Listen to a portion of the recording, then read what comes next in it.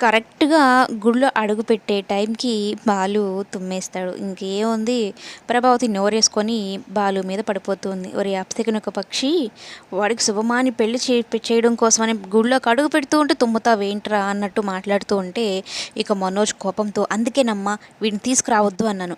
చంకలో పిల్లిని పెట్టుకొని తీసుకొచ్చినట్టు వీడిని తీసుకొచ్చారు అన్నట్టు మాట్లాడుతూ ఉంటాడు. ఇక బాలుకేమో కోపం వస్తుంది.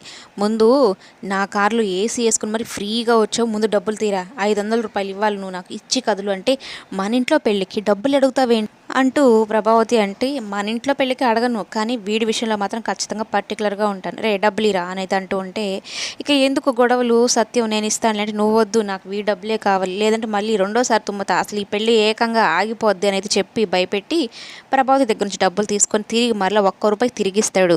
"నువ్వు రాకురా, ఈ కారులోనే పడి ఉండు, మేము పెళ్లి చేసుకొని వస్తాం" అన్నట్టు ప్రభావతి చెప్పి వెళ్తూ ఉంటే మరలా తుమ్మడం స్టార్ట్ చేస్తూ ఉంటాడు బాలు. చాలా ఫన్నీగా ఉంటుంది. అది ఆ మాత్రం భయం ఉండాలి బాలు అంటే. మాట్లాడితే ఏదో ఒకటని, నష్టజాతకుడని, అపశకున పక్షి అని మాట్లాడుతున్న ప్రభావతికి బాలు బాగానే గట్టిగానే బుద్ధి చెప్పాడు.